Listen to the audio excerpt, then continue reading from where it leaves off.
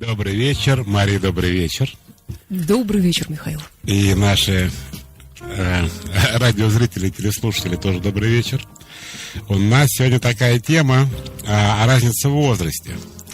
Ну, я так понимаю, есть только 3 варианта разницы в возрасте. Когда он старше ее,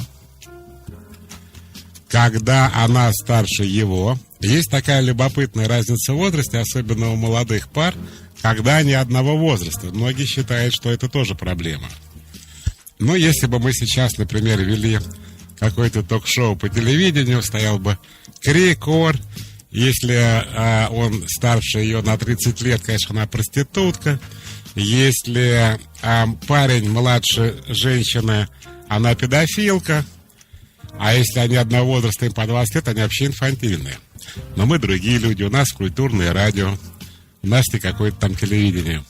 Поэтому мы не вообще теоретически рассуждаем на тему разницы в возрасте, а то меня прямо укачивать от одной мысли. А исключительно практически мыслим. Да, Мария, мы говорим вот о чем. Мы говорим о том, что у меня такая проблема, моя девушка, ей столько, мне столько, познакомились на кладбище, какие у нас могут быть проблемы. Или стою в очереди в собесе, мне 85, она подходит, ей 19, как-то завязался разговор.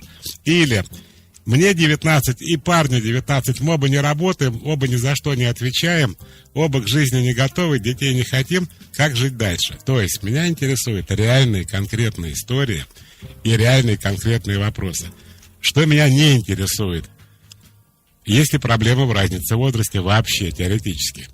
Потому что многие люди, Мария, например, президент Франции доказал... Я думала, вы Мугабу сейчас скажете, ему 93. А девочки? Девочка сбежала, кстати, сейчас из Зимбабве, его жена, да. Нет, она помладше была. Еще младше? Не намного, но помладше. Понятно. Да. Нет, я хочу про реальные истории и реальные вопросы, и реальные проблемы. Я не хочу обсуждать, играет ли вообще разница в возрасте какую-то роль в жизни человечества. Это, как бы такая тупая постановка вопроса, потому что ответ есть, у кого-то играет, у кого-то не играет. А вот реальные истории, в них всегда видна проблема, и тогда можно о чем-то говорить. Да, Мария? Здравствуйте. Добрый вечер. Вы как меня зовут Алена. Моложе или старше? Алена. Мне 21 год. А парню 76? С парнем я рассталась, парень был ровесником. И вот как раз... Вот, давайте. Это вообще никто не обсуждает ровесников, а многие девочки особенно считают, что не надо парня ровесника. Рассказывайте. Скорее всего, теперь я считаю, что не нужно парня ровесника, потому что достаточно долго, в течение более чем 3 лет, мы пытались построить какие-то хорошие доверительные отношения, но ничего не получалось из-за ревности, причем взаимной ревности, из-за каких-то упреков. Все-таки как-то отношения больше, наверное, строились на какой-то страсти. Но в дальнейшем я начала понимать, что я уже хочу чего-то более серьезного. Например, в 21 год я хотела съехаться с ним, жить вместе. Но он был к этому еще не готов абсолютно. И тем самым сейчас, расставшись с этим молодым человеком, мне почему-то начинает казаться, что нужно искать не ровесника, а чуть постарше. Алена, можно я свои 2 копейки вставлю? Да, конечно. Вообще никого не нужно искать, пожалуйста. Вы этого вы искали, что ли, когда вам было 17? Не, 18. Вы его искали? У меня было желание познакомиться, и я познакомилась. А что, в школе не было никого? Были.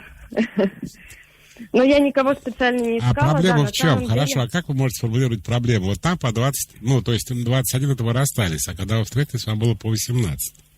Да. Вот в чем там проблема была, на ваш взгляд? Не знали, как правильно, может быть, как-то выстраивать взаимоотношения, излишняя ревность. И вы считаете, что это чисто возрастная проблема? Вы так думаете, да? Я думаю, что это возрастная проблема, но, скорее всего, она есть и у людей более старшего возраста. Но сейчас мне кажется, что я бы многих ошибок не совершила бы, которые были тогда. Алена, и у меня показалось, что я выросла, а он нет. Вот так. А девочки, они вообще до какого-то возраста раньше развиваются? У вас родители есть? Да, конечно. Вы можете сравнить их жизнь, например, и свою, чтобы сказать, что реально прямо бросается в глаза, что не просто мы там ревнуем, да, а прямо мы типа маленькие, для серьезных отношений? Или нет такого вот, что прямо... Ну, такого примера нету, потому что есть только мама, вот. Но отношения с родителями в плане мамы, бабушки, дедушки были всегда замечательны в семье. Я имею в виду, видно, что это взрослые люди, а мы типа не взрослые. И так все у нас поэтому по-разному. Ну да, на самом деле какие-то были аномальные отношения с истериками, скандалами и так далее. Наверное, все-таки это не совсем взрослые отношения. Понятно. Спасибо. Я так понимаю, не зря горит красный огонь, мне блевый глаз. Это звонок. Добрый вечер. Алло, здравствуйте. Здравствуйте. Сколько вам лет? Мне 24 года. Вы что, сговорились с Аленой? Как вас зовут? Оксана, извините. Я шучу. Нет, я имею в виду, что такой, возраст 21, 24. Нет, не говорила. В чем у вас проблемы с разницей в возрасте? Расскажите, Оксана.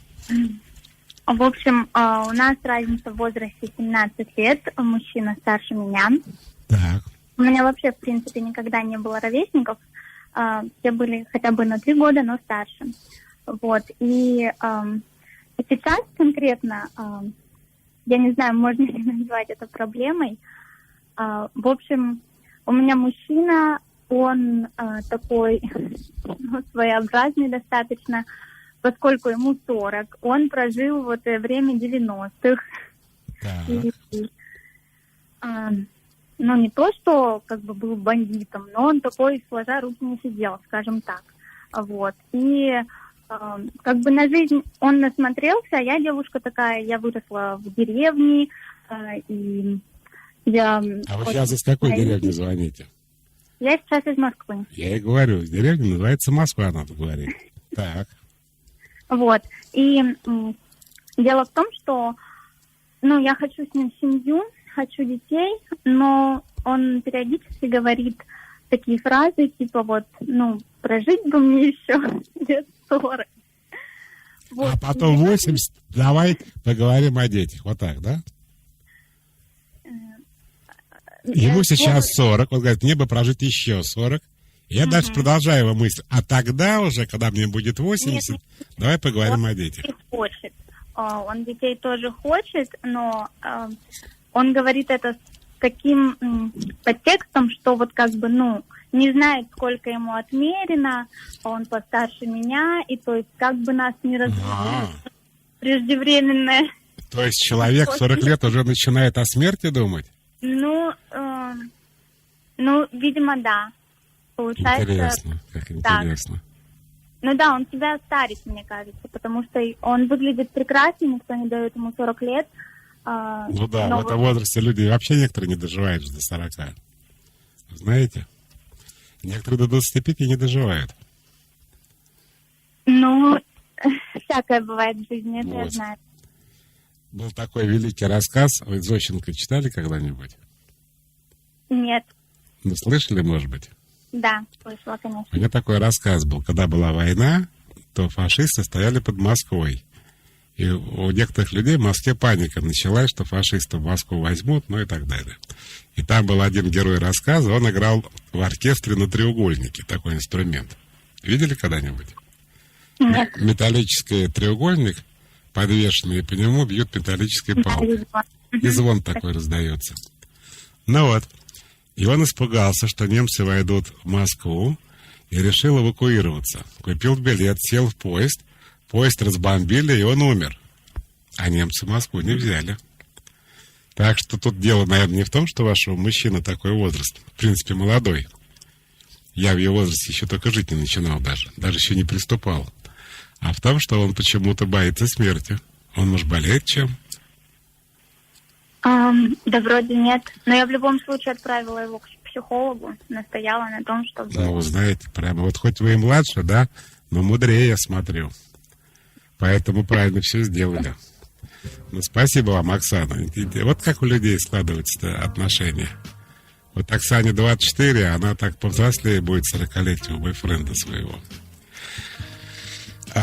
Познакомилась с парнем на 10 лет младше. Встречались месяц, потом он сказал, что его не зацепило, что у нас разные вкусы и жизни. Дело в возрасте? Я не знаю. Это надо было парня спросить. Виталий, видимо, с кем-то в переписке пишет: Мария, как это немного? Как это не намного? Сбежавшей девушке было 53. Что Виталий имеет в виду? Но он имеет в виду, что Мугабе 93, а его супруга, которая покинула Зимбабве, 53. Ну, реальный педофил. То есть, когда Мугабе было 53, она еще вообще не родилась? Я даже боюсь об этом думать, но мы не знаем, извините, когда случился их союз. То есть ей было уже 52,5, и тут они познакомились. Может, это последняя, новая жена? Я еще вспомнил. Я всегда с детства любил покупать ботинки себе, Мария. И моя мама надо мной стебалась, называла меня Эмиль де Маркос. Знаете почему? Он не сбежал, его повесили, мужа Эмильда. Он был такой узурпатор и тиран. Это же Индонезия, да, по-моему? Эмиль де Маркос, да. А она посидела в тюрьме, потом вышла. Кстати, по-моему, она недавно умерла только. До каких-то даже постов дошла. У нее было, Мария, 3000 пар обуви. Потому что, когда их разоблачили и национализировали, тут выяснилось, что у них в закромах 3000 пар обуви. Ну, у меня есть куда расти, у меня столько нет еще. Помните, была история с шубохранилищем? Там тоже непонятно, сколько было. Эмиль де Маркос, я извинюсь, это Филиппины. Филиппины, да. Но это рядом. Вы практически угадали. Условно говоря, да. Ну, в размере глобуса, в общем, не дальше. Добрый вечер. Алло, здравствуйте. А вам сколько? Меня зовут Саша, мне 25 лет. Саша, у нас такая кучность по возрасту. Ну, хорошо. Но вы уже старше Алены-то. Так, моему парню. Моему мужчине 41 год. Саша, а если бы ему было 26, вы его назвали мой мужчина или мой парень? Как бы вы к нему обращались? Я бы его назвала мужчина. Все равно мужчина, да? Все равно мужчина, да. Так, вашему 41. Дальше. Вот, мы вместе почти 2 года. В общем, сначала, как наши отношения начинались. Он в меня очень сильно влюбился. Он говорил, пришел, когда знакомиться к моей маме, что вот-вот мы сейчас поженимся. Потом говорил мне, что не парься там по поводу работы. Ты сейчас уйдешь в ближайшее же время в декрет. И потом, у нас завязались отношения, я к нему переехала жить, и вот 1,5 года мы вместе живем, и вот прошло 1,5 года, и мне до сих пор не сделали предложение, а когда я ему говорю, что, там, что со свадьбой, там, когда, давай тогда спланируем срок какой-нибудь, он говорит, что, сейчас у нас же по деньгам не получается. И я как женщина, которая ведет с ним вместе быт, да, то есть я понимаю, что чтобы сыграть сейчас нам свадьбу, действительно надо там где-то, нам нужны деньги, много денег достаточно, да, для этого. Но вместе с тем, хотя бы предложение же можно сделать. Но мне кажется, если бы мужчина хотел, он бы там просто кольцо мне на палец сделал, но я же бы не сказала ему: все, давай пока. Мне нужна там шикарная свадьба. Нет, да я бы согласна была даже просто расписаться там и все, и жить, поживать, и классно проводить время вместе. Так. Но вот это вот все тянется, и сейчас у меня уже у самой появились мысли, а тот ли это человек, а правильно ли я делаю, что трачу на него время, а если он мне и дальше будет вот так вот, завтраками кормить. И, в общем, я для себя сейчас поставила, срок такой, что если он мне на наше 2-летие не делает предложение, то я думаю, что нужно разорвать отношения. Саша, я мысленно с вами, да, правильно, правильно. Вы знаете, вы-то уже вряд ли это проходили, вы меня слышите, да? Да. А я в школе проходил, когда я учился в школе, был такой знаменитый селекционер Мичурин, есть даже город по его имени назван, по Владимирской области. Угу. И у него была такая фраза, но эта фраза была обыграна. Как сказал Мичурин, падая с клубники, мы не можем ждать милости от природы. Взять их у нее наша задача. Это дословно его текст. То есть вы не можете сидеть и ждать, когда вам сделают предложение. Или вы берете жизнь в свои руки, да? Угу. Или сидите, как Пенелопа у окна, и ковыряете в носу. Сделает, не сделает. Есть деньги, нет денег. В этом году, через 10 лет. Вы все правильно рассуждаете. Просто я еще слушала, всяких психологов, и вас в том числе. Спасибо вам большое за ваши лекции, за ваши передачи. Ну и думаю, что может быть во мне какая-то проблема, потому что у меня уже за плечами 2 неудачных отношений, тоже 2 года, 2,5. Дорогая Саша, если вы будете вести себя, вы портите тогда, когда вы начинаете вступать в те отношения, которые вас не устраивают. Когда вы начинаете терпеть, ждать, вот это все, вот только это может портить. То есть до 2-летия, если подождать, это нормально, это еще 3 месяца. Вы можете решить любой срок, вы можете завтра это сделать, можете это сейчас сделать, когда 2-летие, все равно. Вы чувствуете дискомфорт, понимаете, от этих отношений. Вам это не очень приятно все. Это уже проблема. Уже проблема.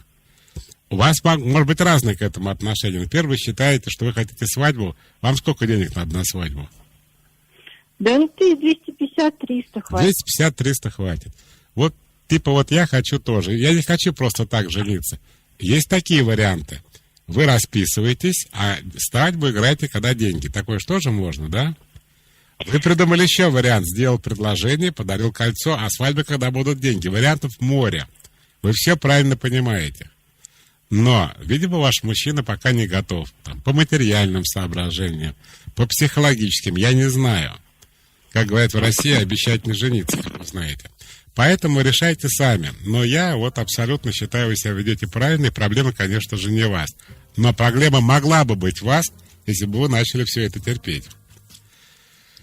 Так, страшно начинать. Ему больше на 21. Скобка открывается. Заботы на словах много, но боюсь физического контакта, есть боязнь, что буду желать большего.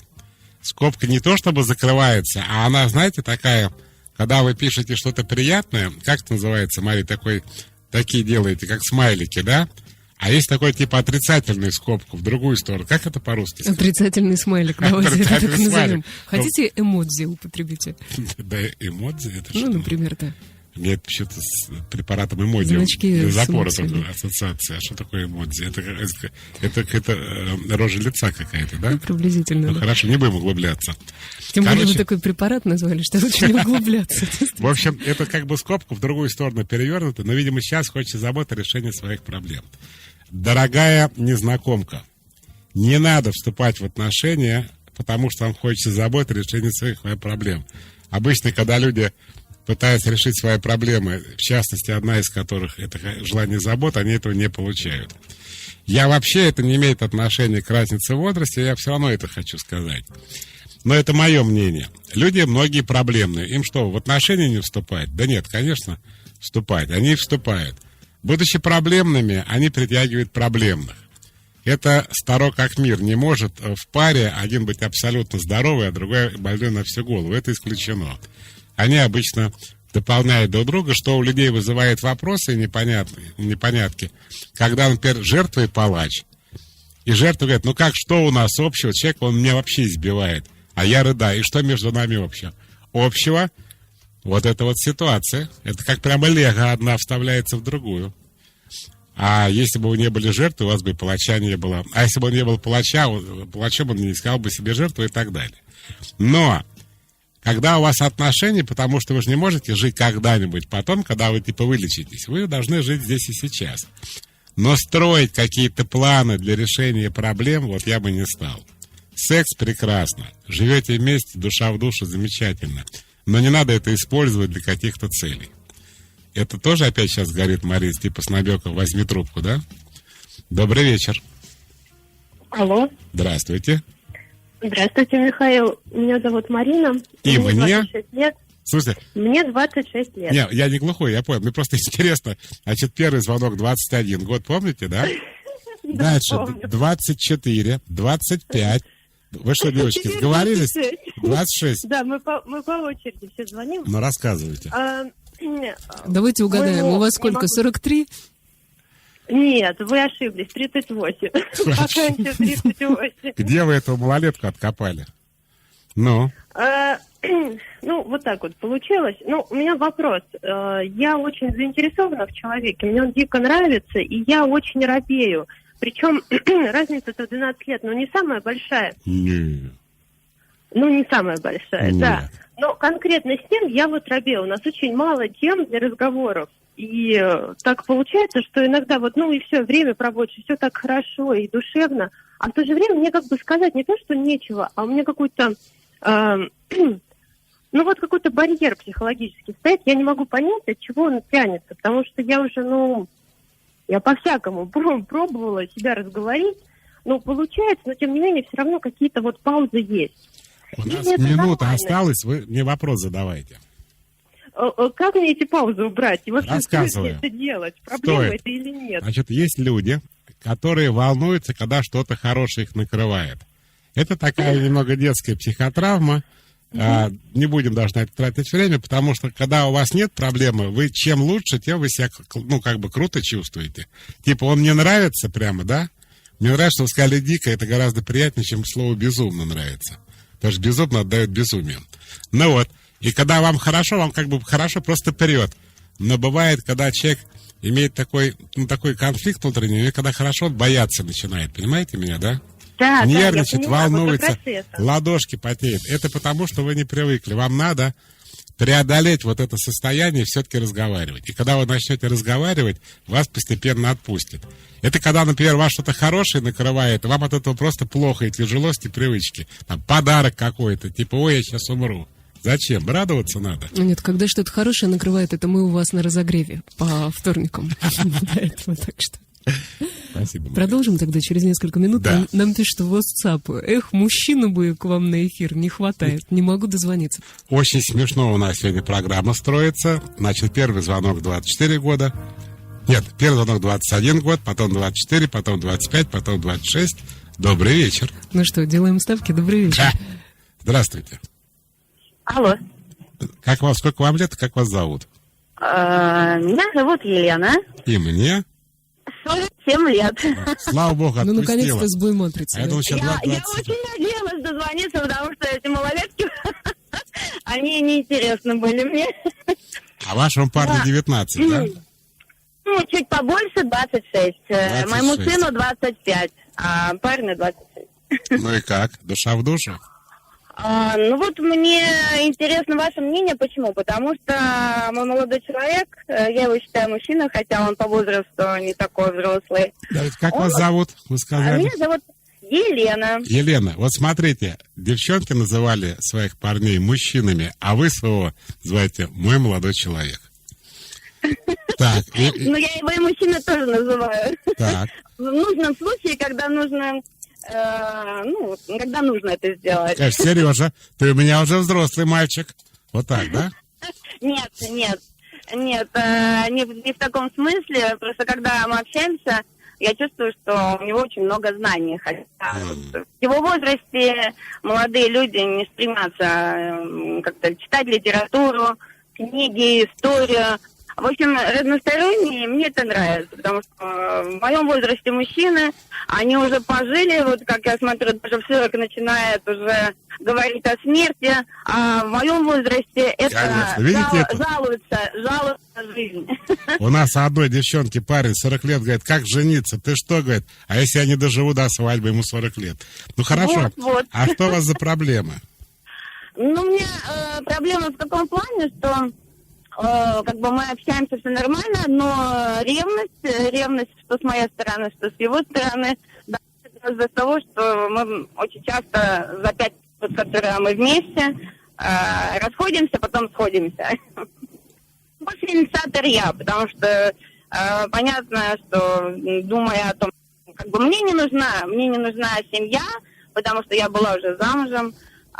Я знаю, что это такое, понимаю, что в какой-то момент молодому человеку нужно будет жениться. Я не думаю, что это буду я, потому что я не собираюсь выходить замуж.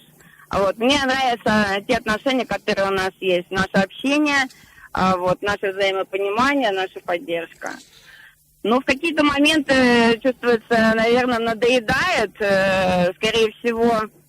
Так как человек молодой, он ищет, если помните, что мужчины часто начинают оценивать себя в разных возрастах. У меня случился развод с мужем из-за того, что в 40 лет он начал понимать, что что-то он делает не так, и чтобы не сменить себя, он сменил свое положение. Ушел из одной семьи, вошел к более молодой девушке. А вот скажите мне, все-таки, вот я пока не улавливаю, но вы ревнуете друг друга. Это с возрастом не связано, это связано с личностными особенностями. А еще что? Ну, в принципе, больше вот каких-то таких моментов нет, потому что если мы куда-то едем, отдыхать мы едем вместе, если мы общаемся с друзьями, то есть друзья и мои его принимают, то есть наши... Ну, а тогда у вас вообще проблем нет, вы просто позвонили похвастаться, как у вас все круто. Нет, не похвастаться, а вот понимание, что все-таки больше проблемы во мне, то, что я разрываю какие-то определенные отношения. Да. То есть у меня как накопление токсинов в организме, да, интоксикация, у меня идет накопление какой-то вот...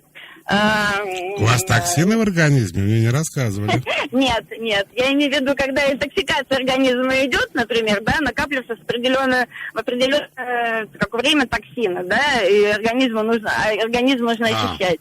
И вот тоже так же и меня, то есть все нормально, все устраивает, потом в какой-то момент начинаешь задумываться, вот, и зачем это нужно тебе, и вообще, как говорится, надо все это прекратить, то есть вот самокопание, вот это вот. Это отравляет вашу жизнь, да? В таком возрасте.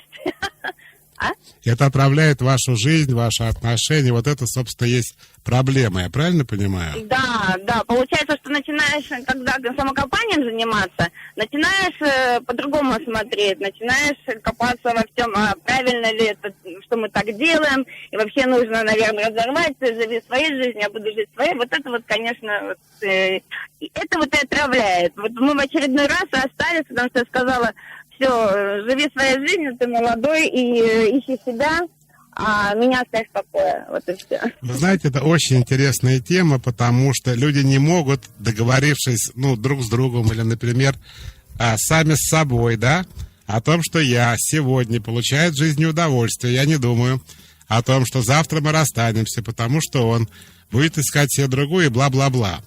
То есть, вот мы так живем. Не получается, правильно? Вы все время сливаетесь, а что будет потом, а он найдет себе другую и так далее. Значит, или он считает, что он меня не устраивает, потому что, например, я самодостаточна материально, да, а у него проблемы, например, сейчас, и он переживает, что он не может какие-то материальные блага мне предоставить. Я говорю, не в этом жизнь заключается, нужно, как вы говорите правильно, радоваться жизни, сколько нам позволено в этот момент, а там уже будем смотреть, как дальше. Но видите, это мое мнение, потому что я уже прожила 47 лет, и у меня и со сыном был брак, и я это тоже прошла. А я так думаю, что у него все-таки другие тоже мысли по поводу семейной жизни, детей и всего остального. Вы знаете, Лена, я сейчас с вами разговариваю и судорожно, просто бегом пытаюсь в интернете найти один из самых любимых моих фильмов юности. Знаете, есть такая великая актриса, она умерла недавно, Жанна Моро. Это французский фильм? Не, фильм, может быть, и итальянский, но Жанна Моро — это французская актриса, великая актриса. Гораздо, на мой взгляд, интереснее, чем многие другие, которых считают великими, типа Ани Жирардо. Она снялась в фильме, который я, к сожалению, никак не могу запомнить название. Значит, это фильм о том, что у нее разница с парнем, тоже лет 30, наверное, да? И как сначала такая у нее эйфория, такая любовь, они всеми там ходят, целуются, там гуляют. Потом начинаются проблемы, она начинает плакать, а он найдет себе молодую. Вот, кстати, не против молодых тоже. Она свою подругу поцелует, я помню, учительница физкультуры была, которая пытается его соблазнить. Потом она дарит ему мотоцикл, продав все, что у нее было дома. Потом он на этом мотоцикле уезжает. И в конце такая тяжелая сцена. Короче говоря, она одна ходит гулять с собачкой. Конец фильма. Я не говорю о том, что все должны так кончить плохо. Хотя собачка — это не самое плохое, что есть в этой жизни. Я другое хочу сказать. Вам надо научиться, если вы в состоянии научиться, получать от жизни удовольствие сегодня. В этом фильме с Жанной Моро, обязательно найдите его, потому что гениальный фильм, но Жанну Моро вообще я обожаю. Я, кажется, его смотрела. И Мари вспоминает название. Я этот не видела, но Жанна Моро по вальсирующим, конечно. Вальсирующим с Депардье, и там А Патрик Девер, я не помню, рано умерший, второй актер, не помню. Там, к сожалению, в общем, трагичная достаточно роль у нее. Да, но она таки играет тяжелую роль, она великая актриса, конечно. Ну, вот. Кстати, очень сексуальная и не очень при этом красивая. Так тоже бывает. Короче говоря... Вот это, наверное, мой типаж, потому что я не скажу, что я красива, но я притягательна. Чертовски хороша, как это вы сказали. Конечно. Вот смотрите, как такая проблема вообще может решаться, если вы в состоянии решить? Я не знаю. Вот я бы, например, не знаю, у меня бы получилось или нет. Когда вы говорите, вот здесь и сейчас, мне хорошо, точка.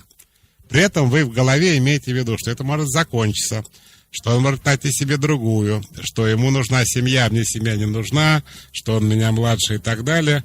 И, в общем, не отравлять как бы жизнь этими разговорами. То есть вы принимаете внутреннюю ситуацию, при которой это закончится. Но я вам честно скажу, люди же не животные, не роботы, они не могут так жить, что все это должно скоро закончиться, понимаете? Тем более, ладно, когда речь идет о смерти, как-то можно договориться. Но здесь типа все живы, но не вместе, вот в чем трагедия.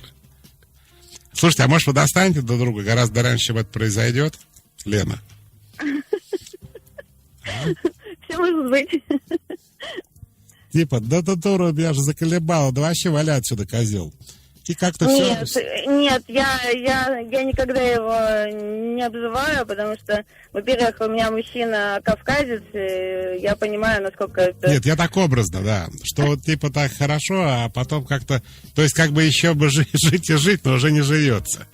В общем, давайте так рассуждать. Если вы не можете спокойно с этим жить, что вы все время думаете о том, что все должно плохо закончиться, ну, нет смысла отравлять себе жизнь, да? А если вы можете жить, не думая о том, что плохо закончится, и потом никто не знает, как плохо закончится, и вообще плохо закончится, хорошо закончится, вот, то тогда продолжайте дальше свои отношения. Это все, что я могу по этому поводу сказать. Добрый вечер. На тему эфира, на мой взгляд, допустимая и нормальная разница в возрасте 10 лет. Мне 41, для себя осознаю именно с этого возрастной диапазон. Юлия из Красноярска. Мне 30, на меня всю жизнь обращает мужчина за 45. Я не могу воспринимать их, потому что боюсь максимум разницу в возрасте. Так, куда-то меня ушло. Сейчас я верну сообщение. Разницу вот так. Не могу найти. Сейчас попробую отыскать. Разница в возрасте максимум 5 лет для меня. Нужно ли разбираться с собой, это нормально. Я не хочу встречаться с мужчиной намного старше себя. Спасибо, Катя, СПБ. Вот СПБ, пожалуйста, тебя и слушает. Дорогая Катя, рассказываю. Вообще, на самом деле, бывают разные в жизни пары с разной разницей в возрасте. У одних получается сохранить отношения, других не получается. Не всегда возраст играет здесь роль. Но на Западе, как мы принято у нас говорить, то как бы мы Западом называем все, что не на Востоке, видимо. А считается, что они должны принадлежать, мужчины и женщины, к одному поколению. Что они должны были смотреть одни мультфильмы, читать одни книжки, учиться по одной школьной программе. Тогда у них много общего.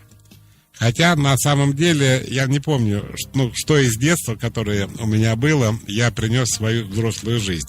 И играет ли роль, какие я смотрел фильмы, мультфильмы и так далее. Вот. Я что хочу сказать. Все индивидуально. Но в России принято иметь большую разницу в возрасте. На Западе не принято. Ну, вот такая особенность есть. Разные, как это называется... Допустим, ментальности. Это не ментальность, как вот культура. Сейчас... Нет, количество соотношений мужчин и женщин. Я не знаю, как это более интеллигентно сказать. Так и скажите. Ну, вот я так и сказал. У нас звонок. Да, добрый вечер. Здрасте. Здравствуйте. Алло. Да. Меня зовут Анна, мне 30 лет. Так. Кстати, обратите внимание, Мария, мужчины вообще не звонят. Затаились. Да. Ну, мужчины вообще реже обращаются к психологам, психотерапевтам, как я заметила. Ну, это правда, да. Хорошо, расскажите, что у вас за история и в чем ваш вопрос? Я замужем, мы с мужем ровесники. Точнее, я на полгода его постарше. И мы живем в браке уже больше 3 лет, детей у нас нет, так как если честно, считаю его большим ребенком и боюсь рожать, так как боюсь остаться одна с двумя детьми, скажем так, без какой-либо там поддержки. Так. Вот как бы в этом проблема. И? Конец рассказа?